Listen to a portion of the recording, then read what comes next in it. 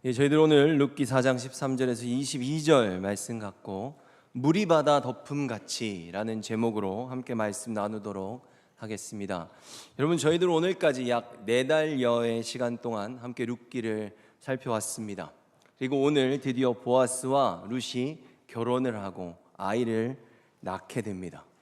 여러분, 사실 룻은 룻기 1장 4절에서 5절 말씀을 보면 그들은 모압 여자 중에서 그들의 아내를 맞이하였는데 하나의 이름은 오르바요, 하나의 이름은 룻이더라. 그들이 거기에 거주한 지 10년쯤에 말론과 기련 두 사람이 다 죽고 그 여인은 두 아들과 남편의 뒤에 남았더라. 아멘. 지금 여러분, 여기서 룻이 지금 오르바하고 지금 나오미의 집안의 식구가 된 후에 10년 정도 살고 나서 말론과 기련이 죽었다고 지금 말하고 있지 않습니까? 이처럼 이미 세상을 떠난 남편과 룻은 10년이라는 시간을 살았던 여인입니다. 그러니까 룻은 아이를 갖지 못했던 여인인 것이죠. 지금껏 룻이 그 기업을 물을 자를 찾고 계대 결혼에 그 대를 이어가기 위해, 후손을 잇기 위해서 하나님 앞에 자신의 모든 것을 뒤로한 채 나오미를 붙쫓아 와서 지금 이곳에서 최선을 다해 살고 있지 않습니까? 근데 룻은, 저는 그런 생각을 해봅니다. 자신이 과부라는 어떤 그런 세상의 참혹한 현실보다 오히려 단 한 번도 나는 아이를 갖지 못했었는데 라는 그 두려움이 그 안에서 더 컸을지도 모르겠다는 것이죠. 하지만 모압에서 살 때는 몰랐지만 이제 하나님의 나라인 이스라엘로, 그리고 험한 세상, 사사기의 세상 속에서 마치 따로 떨어진 섬 사람들의 이야기처럼 이곳에 나오는 모든 보아스와 나오미, 이 룻의 주변에 있는 사람들을 보면 투철한 믿음을 가진 공동체인 이 나오미의 땅에서 그녀는 새롭게 깨달았을 것입니다. 무엇입니까? 우리들의 삶의 주도권은 철저하게 주님께 달려 있다는 것입니다.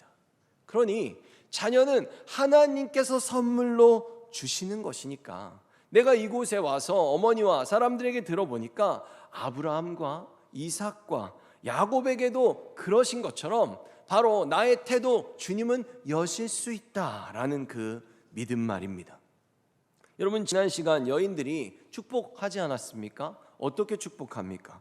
라헬과 레아처럼 되기 원한다라고 축복했습니다. 이 여인들 중에 특히 라헬은 아이를 갖지 못해서 오랜 시간 동안 고심했던 여인입니다.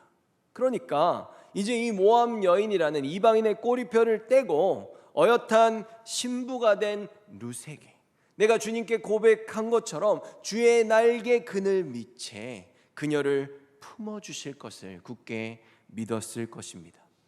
여러분, 사실 룻이 우연히 보아스의 밭으로 가서 마침 보아스를 만날 때만 해도 이 룻기에서 지금 이 4장까지 있는 이 룻기의 말씀들을 어떻게 배분하고 있는가 하면 마치 단 하루 동안에 일어난 그 일들을 굉장히 몇 구절을 다루고 또 여러 장에 걸쳐서 아주 자세히 룻과 보아스, 나오미의 행동, 어떤 그들의 작은 말투 하나하나, 감정의 선들을 아주 자세하게 묘사하면서 그려내고 있습니다.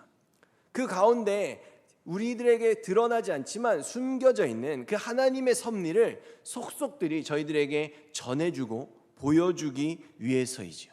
근데 이런 확고한 하나님의 역사를 지금까지 너무나 잘 보여줘서 그런지 모르겠는데, 저희들은 그토록 기다려왔던 룻하고 보아스는 도대체 언제 결혼하는 거야? 언제 가정을 꾸리는 거야? 이런 생각을 갖고 달려온 저희들에게 있어서 정말 단 한 구절에 저희들이 지금까지 소망해왔던 모든 것들을 다 정리해버립니다. 13절을 다시 보면 이에 보아스가 룻을 맞이하여 아내로 삼고 그에게 들어갔더니 여호와께서 그에게 임신하게 하심으로 그가 아들을 낳은지라. 아멘. 보아스가 룻을 아내로 맞이하여 결혼을 합니다. 그에게 들어갔더니 여호와께서 드디어 룻의 태를 여셨습니다. 그리고 아들을 낳았어요. 이렇게 결혼하고 부부 생활이 있고 임신을 하고, 임신도 10달 동안 하지 않았겠습니까? 그리고 아들이 태어나고 지금 이름까지 오벳이라고 짓고 있습니다. 어찌 보면 지금 룻기 전체를 통틀어도 시간적으로 굉장히 긴 이야기예요. 이 이야기는. 근데 이 이야기를 아주 짧은 한 문장에, 원문으로 보면 그냥 한 문장입니다. 한 문장 안에 다 담아내고 있다는 것이죠. 저는 이 한 구절을 보면서 그런 생각을 해봤습니다. 하나님이 하시면 이렇게 쉽구나라는 생각 말입니다. 그리고 14절과 15절의 말씀을 보면 여자들이 나오미에게 말했습니다. 여호와를 찬양합니다. 여호와께서 오늘 당신의 가문을 이어갈 아이를 주셨습니다. 이 아이가 이스라엘에서 유명해지기를 바랍니다. 이 아이는 당신에게 삶의 의미를 불어넣어 주었고 당신이 늙었을 때 당신을 돌보아 줄 자입니다. 당신의 며느리는 당신을 많이 사랑하며 당신에게 아들까지 낳아 주었습니다. 착한 당신의 며느리는 아들 7명보다 낫습니다. 아멘. 여러분, 저희들 그런 말이 있죠. 잘 키운 딸 하나 10아들 안 부럽다 라는 말이 있습니다. 사실 저는 딸이 없어서 이런 말을 제가 해볼 기회가 없을 줄 알았는데 오늘 설교 때 이렇게 한번 해보게 되는 것 같습니다. 룻이 오늘 자녀를 낳자 모든 여인들이 하나같이 찾아와서 나오미를 칭찬합니다. 근데 여러분, 지금까지 룻기에는 여호와라는 주어가 잘 나오지 않았습니다. 하나님은 늘 숨겨져 있었어요. 근데 지금 나오미의 가문을 지금 이어갈 자녀가 나오고 나오미의 삶이 모두 다 회복되기 시작하는 이 부분부터는 계속해서 여호와 하나님의 이름이 나오고 있는 것을 볼 수 있습니다. 그리고 지금 14절에서 이 여인들이 여호와를 찬양합니다 라고 말하잖아요. 그렇죠? 지금 우리는 이런 사람들이 돼야 됩니다. 나를 드러내고 내가 잘난 게 아니라 내가 삶 가운데 열심히 살아서 하나님이 나한테 열매를 주셨을 때 우리들의 삶을 보고 사람들이 여호와 하나님을 찬양할 수 있는 그런 삶을 우리가 살기 위해 최선을 다해야 한다는 것이죠. 지금 이제는 나오미에게도 나오미의 가문을 이어갈 수 있는 자녀가 생겼습니다. 그래서 15절에 이 부분을 다시 보면 이는 내 생명의 회복자이며 내 노년의 봉양자라 라고 말합니다. 자칫 잘못하면 끊어질 수 있었던 이 나오미의 가문, 그 가문의 생명을 이어가 줄 생명의 회복자, 그리고 또 홀로 쓸쓸히 노년을 보내지 않도록 그 나오미를 기쁘게 해주고 지켜주고 섬겨줄 수 있는 그 손자를 얻게 된 것입니다. 여러분, 나오미가 베들레헴으로 돌아올 때 나오미가 자신을 뭐라고 부르라고 했습니까? 마라라고 부르라 그랬죠. 무엇입니까? 양식이 없었고 고향을 잃었었고 남편도 잃었고 큰 아들과 작은 아들도 죽었습니다. 하나님께서 정하신 자리인 그 베들레헴이라는 삶의 자리를 자기의 소견에 오른 대로 마음대로 모압 땅으로 떠났다가 그런 나오미는 계속해서 만났던 인생이 없어지고 잃어가고 죽어가는 그의 삶의 모든 것이 텅 비어진 허무하고 고통스러운 인생살이인 그 마라의 연속이었습니다. 그래서 나오미가 인정하지 않았습니까? 여호와께서 나를 치셨다라고 말입니다. 헌데 이제는 양식도 있고 풍족해졌고 기쁨이라는 나오미의 이름의 그 의미처럼 그에 걸맞는 삶으로 다시 회복되었습니다. 기업도 되찾았고 무엇보다도 이 가문이 회복되었습니다. 그러면서 이 나오미를 바라보는 모든 여인들이 인정하지 않습니까? 여호와께서 하셨다. 여호와라는 이름이 지금까지 자세히 나오지 않았다고 말씀드렸습니다. 헌데 보아스와 룻이 결혼한 후부터는 저희들이 지금 보는 이 4장, 3장 후반부에서 4장으로 넘어가는 이 말씀들에서는 주어를 계속 여호와로 쓰고 있습니다.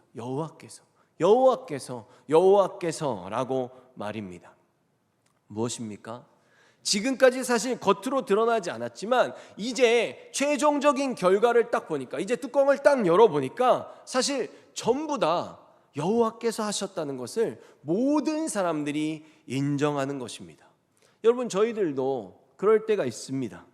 우리가 고된 삶의 현장 가운데 서 있고 또 치열한 그 시간들을 살아낼 때는 너무 힘들고 또 불쑥불쑥 그 일들을 만날 때마다 감정도 생기다 보니까 전체를 잘 보지 못합니다. 그런데 내가 살아온 인생을 잠시 멈추어 서서 그 뒤를 돌아보니 어떻습니까? 원래 내가 한 줄 알았는데 이제 와서 보니까 단 한순간도 빼놓지 않고 주님께서 하셨다는 것을 우리들도 인정할 수밖에 없다는 것입니다. 여러분, 그렇다면 룻의 삶은 어땠습니까? 여러분, 본래 모압 사람들은요, 이스라엘의 총에 들어올 수 없습니다. 하나님이 그렇게 정하셨어요.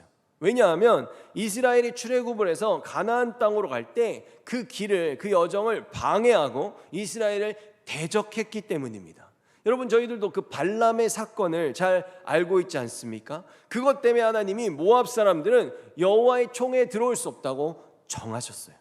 그렇게 명시되어 있는, 그래서 절대로 여호와 하나님의 백성으로 편입되어 들어올 수 없는 지금 이방 여인 룻이 결국 이스라엘 백성만 된 것이 아니라 메시아의 족보에 이름을 올리는 여인들 중에 한 명이 되었습니다. 여러분, 저희들 마태복음으로 가면 족보가 나오지 않습니까? 아브라함으로부터 다윗을 거쳐 예수님까지 이어지는 족보가 나오죠. 원래 족보에 여인들이 이름을 올릴 수가 없습니다. 근데 그 예수님의 족보에는 특별하게 4명의 여인들이 그 이름을 올리고 있어요. 근데 지금 보면 라합도 나오고 룻도 나오는데, 라합하고 룻은 시어머니와 사실은 며느리의 관계잖아요. 보아스에 대해 한 시대를 같이 살았던 가족들입니다. 근데 그 2명이 4명 중에 50%에 해당하는 그 2명이나 바로 이곳에 이름을 올리고 있다는 것입니다. 참으로 놀라운 가정이 아닐 수 없습니다. 게다가 둘 다 여인이죠. 게다가 이방인입니다. 근데 그들이 예수님의 가족이 된 것입니다. 여러분, 많은 성경학자들이 이 룻에게 붙여준 별명이 하나 있습니다. 그것이 무엇이냐면 여자 아브라함입니다. 본토 친척 아비집을 떠나서 하나님이 지시하시는 땅으로 갈 바를 알지 못하고 갔던 아브라함과 비슷하다는 것입니다. 게다가 바로 그 미지의 땅, 한 번도 가보지 않은 그 가나안 땅에 가서 이삭이라는 하나님이 주신 자녀를 얻은 그 모습까지도 동일하다는 것이죠. 그러고 보니까 정말 룻도 자신의 모든 것을 버린 채 미지의 땅인 이 베들레헴으로 나오미 하나만 보고 붙쫓아왔습니다. 그리고 하나님께서 그런 룻을 주의 날개 그늘 밑에 품어 예수님의 가족이 되는 영광을 허락하셨습니다. 그렇다면 여러분, 보아스의 인생도 한번 살펴보기 원합니다. 보아스는 라합의 아들이었기 때문에 여리고 기생 출신이지 않습니까? 그가 불과 이 이스라엘 땅에 들어와서 2대 만에 유력자의 위치에 오르고 장로들을 불러서 그렇게 법정을 하루 만에 열 수 있을 정도가 되었다는 것은 그가 얼마나 열심히 살아왔고 또 뛰어난 자였는지를 가늠해 보게 만듭니다. 게다가 자기 어머니 라합이 이 험한 이국 땅인 이 이스라엘에 와서 모진 고난과 차별을 극복하고 살아오며 흘렸던 땀과 그 눈물을 곁에서 지켜보았던 보아스. 정말 이 사람은 하나님께서 룻을 위해 예비하신 최고의 신랑감이 아닐까라는 생각을 할 수밖에 없는 것 같습니다. 말씀드렸듯이 아무개는 그것을 거부하지 않았습니까? 그런 것처럼 사실 룻을 품는 것 자체가 엄청난 손해입니다. 그리고 모함 여인이잖아요. 결혼도 했었고 과부고 얼마든지 구설수에 오를 수 있는 일인데도 불구하고 그는 이 일에 최선을 다했습니다. 그리고 오늘 바로 하나님께서 그를 통해서 보아스의 그 이름의 의미처럼 오직 주님께만 그분의 백성들을 구원할 힘과 능력이 있음을 지금 룻과 모두가 인정하죠. 유대 땅의 모든 백성들에게 확실하게 보여주셨습니다. 여러분, 지금 계속해서 이들을 보는 사람들이 한 입으로 말하고 있습니다. 여호와를 찬양하라. 여호와께서 다 하셨다라고 말입니다. 근데 여러분, 이 룻기의 마지막 부분에 나와 있는 이 족보가 사실 굉장히 특이한 족보입니다. 왜냐하면 4장 10절의 말씀을 먼저 보면, 그리고 말론의 아내였던 모압 여자 룻도 내 아내로 맞아드리겠습니다. 그렇게 되면 룻의 죽은 남편의 재산이 그의 집안에 그대로 남아있을 것입니다. 그리고 그의 이름이 그의 집안에서나 그의 땅에서 영원히 끊기지 않을 것입니다. 여러분은 오늘 이 일의 증인입니다. 아멘. 여러분 보이십니까? 지금 보아스가 룻의 기업을 물을 자가 되었습니다. 그리고 계대 결혼을 통해서 결국에 보아스가 이어가게 될 집안은 누구의 집안입니까? 제가 지금 그의라고 말하던 그가 누굽니까? 말론입니다. 보아스가 아니에요. 말론의 아내인 룻을 맞이했고 그의 이름 말론의 이름이 그의 집안에서나 그의 땅에서 영원히 끊기지 않게 하겠다고 말하고 있죠. 그러니까 이 룻기에서 지금까지 달려온 이 길을 보고 그 본래의 기준에 따르면 이 룻기 제일 마지막에 나와야 하는 족보는 원래는 엘리멜렉과 말론과 기럐의 족보입니다. 근데 지금 누구의 족보를 싣고 있습니까? 보아스의 족보를 싣고 있어요. 그러니까 정확하게 말하면 보아스가 원래는 룻의 족보로 들어가거나 아니면 보아스 이름을 아예 안 쓰고 말론의 대를 이어서 룻의 자녀가 어떻게 됐는지 기록해야 되는데, 지금 이 룻기의 족보는 원래 여인은 남자 집으로 가면 족보를 파가잖아요. 그런 것 같이 이스라엘도 동일합니다. 남기면 안 되는데 지금 이 족보는 마치 그런 것처럼 이 룻기의 족보가 분명히 이 계대 결혼이 오벳을 낳음으로 말론이 기록돼야 되는데 지금 성경은 그렇게 기록하지 않고 있습니다. 오히려 룻이라는 여인을 여기서 뽑아와서 계대 결혼과는 전혀 별개로 보아스의 혈통에 룻이 들어가는 그 메시아의 혈통의 족보를 지금 보여주고 있다는 것입니다. 원래는 이것이 틀린 것이에요. 한마디로 말해서 룻이 예수님의 족보로 들어간 것입니다. 지금 엘리멜렉의 가문 그리고 계대 결혼의 그 족보는 지금 이것의 흔적도 보이지 않고 있습니다. 여러분, 저희들 이것을 잘 생각해 봐야 됩니다.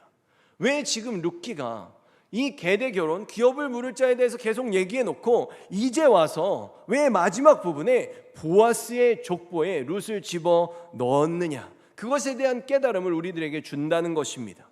여러분, 저희들도 이 룻과 같습니다. 본래 저희들 모두는 룻과 같이 이방인들, 즉 죄인들이었습니다. 우리도 하나님을 몰랐고 예수님도 믿지 않던 불신자들입니다. 그런데 예수님께서 우리들의 죄를 사하셨다는 기쁜 소식, 즉 복음을 우리들 모두에게 들려주시고 우리를 부르셨습니다.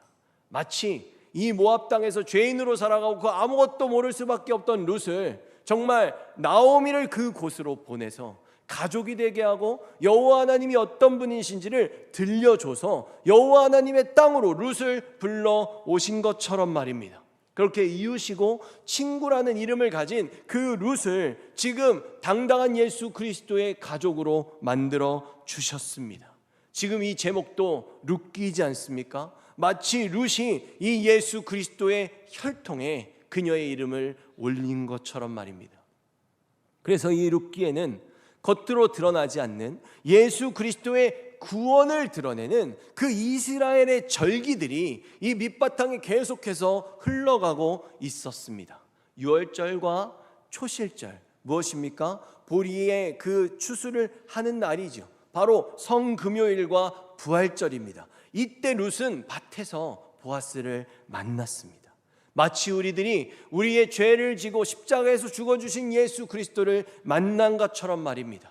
그리고 타작마당에서 타작을 하는 오순절 날부터 이 둘은 서로 부부의 연을 맺어가기 시작합니다. 그 발걸음을 걸어가잖아요. 바로 우리가 주님을 믿으면, 그 예수 그리스도를 만나면 성령께서 우리 가운데로 들어오셔서 하나가 되고 영원히 함께 살아가든 말입니다. 여러분, 이 룻기의 배경은 어느 시대입니까? 사사기의 시대입니다. 이 사사기가 어떻습니까? 하나님을 배신하고 그래서 또 두들겨 맞고 혼나고, 그러다 정신 잠깐 차렸다가 또 배신하고 또 혼나고, 그래서 또 돌아오고, 이것이 계속 반복되는 그 이야기가 사사기 아닙니까? 근데 여러분, 이 사사기의 시대가 몇 년 동안이나 지속됐는지 아십니까? 자그마치 350년입니다. 여러분, 흥미로운 통계치가 하나 있습니다. 무엇이냐면 일제시대 때 친일파들이 부쩍 늘어난 시기가 30년이 지난 후부터였다는 것입니다. 왜 그럴까요? 이 결과에 대한 분석은 더 흥미롭습니다. 대부분의 사람들이 그들의 시대를 포기했기 때문이랍니다. 세상은 바뀌지 않아. 우리는 이제 완전히 끝났어. 이젠 독립이라는 미련을 버릴 때가 됐어. 우리에겐 희망이 없어 라는 이 절망이 섞여 있는 그들의 고백이 그 마음을 변질시켰다는 것입니다. 여러분, 맞습니다. 세상은 변하지 않습니다. 아니, 이 세상은 오히려 앞으로 더 악해져 갈 것입니다. 그래서 시대에 적극적으로 우리들도 그들의 발걸음에 맞추어서 순응하지 않으면 너희들은 더 이상 생존할 수 없다는 그들의 말, 우리에게 하는 말이 틀리지 않았습니다. 그런데 불과 30년조차도 사람들의 마음을 그렇게 변질시켰는데 이 사사기는 자그만치 350년이었습니다. 계속해서 쳐들어오는 그 외침이 있었고 그들에게 굴복할 수밖에 없는 그 역사가 계속해서 반복되어 가고 있었습니다. 그 가운데서 자기의 소견에 오른 대로 살아가는 세상, 모두가 세상에서, 아니 내 삶의 왕이 되어서 내 생각과 내 결정에 따라 살아가는 제멋대로의 세상, 그렇게 살아가다가 그들은 하나같이 왕이신 하나님을 버렸습니다. 그러나 그들이 그렇게 포기하고 있던 그 역사의 시간 속에서 하나님께서는 보이지 않는 곳에서 계속해서 움직이고 계셨습니다. 여러분, 나오미와 룻 어떻습니까? 세상의 시각으로 보면 정말 보잘것없지요. 가진 것도 없습니다. 다 잃었잖아요. 과부들이에요. 실패한 인생들로 볼 수 있습니다. 보아스는 어떻습니까? 그는 동네에서는 유력자였을지 모르겠으나 이 사사기라는 모두가 죄악을 범하는 한 나라의 그 거대한 흐름을 바꿀 만한 가문이나 힘을 가진 자는 아니었습니다. 하지만 세상의 대세에는 눈꼽만치도 영향을 미칠 수 없는 이 하찮은 존재들을 통해서 어찌 보면 세상과는 다르게 그들에게 전혀 발맞추지 않아서 그들이 볼 땐 너 왜 이렇게 바보처럼 사냐 라고 말할 수밖에 없는 그런 하나님을 바라는 진실한 그들의 신앙을 통해서 하나님이 지금 주님의 나라를 세우셨다는 것입니다. 하박국 2장 14절의 말씀을 보면 이는 물이 바다를 덮음같이 여호와의 영광을 인정하는 것이 세상에 가득함이니라. 아멘. 여러분, 하박국이 이 노래를 부를 때의 상황은 무화과 나무가 마르고 포도 열매가 없고 감람나무에 소출이 없고 논밭에 식물이 없고 우리의 양떼가 없고 외양간에 소가 없더라도 이 상황을 전제하고 쓴 찬양입니다. 여러분, 이것들은 어떻습니까? 없어도 되고 있으면 좋은 그런 선택사항들이 아닙니다.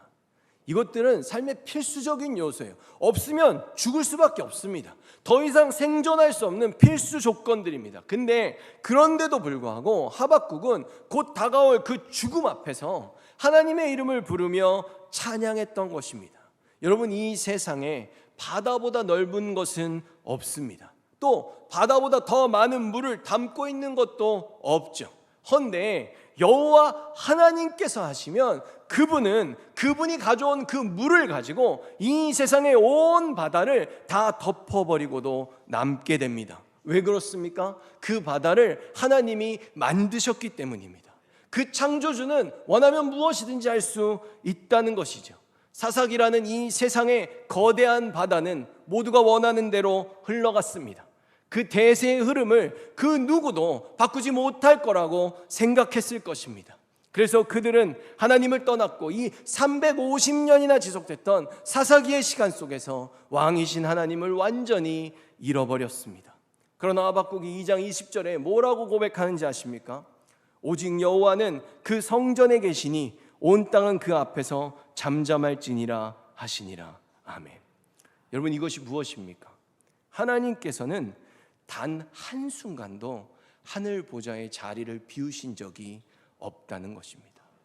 여러분, 역사는 하나님이 다스리고 하나님이 주관하십니다. 이 땅이 아무리 악한 것 같아도 괜찮습니다. 사실 하나님에게는 상관이 없습니다. 왜냐하면 여전히 역사는 하나님의 영광을 드러내는 방향으로, 또 하나님께서 정하신 그 완성의 때를 향하여 나아가고 있기 때문입니다. 우리들이 그 하나하나의 사건, 그 이유들을 다 알지 못할 뿐입니다. 여러분, 교회도 동일합니다. 요한계시록 1장 16절과 20절의 말씀을 보면 그의 오른손에 7별이 있고 그의 입에서 좌우에 날선 검이 나오고 그 얼굴은 해가 힘있게 비치는 것 같더라. 내가 본 것은 내 오른손에 7별의 비밀과 또 7금 촛대라. 7별은 7교회의 사자요 7촛대는 7교회니라. 아멘. 여러분, 예수님께서 이 땅에 오신 후에 교회는 수많은 시대들을 거치며 그 존폐의 위기를 여러 번 맞이하였습니다. 그만큼 위협이 강하였습니다. 우리는 핍박받았고 때로는 교회들이 문을 닫기도 했습니다.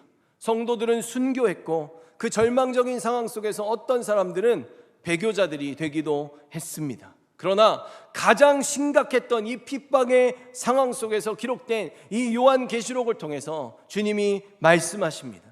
7교회의 사자들인 7별, 그리고 7금촛대인 교회, 내가 이것을 나의 오른손에 붙들고 있다고 말입니다.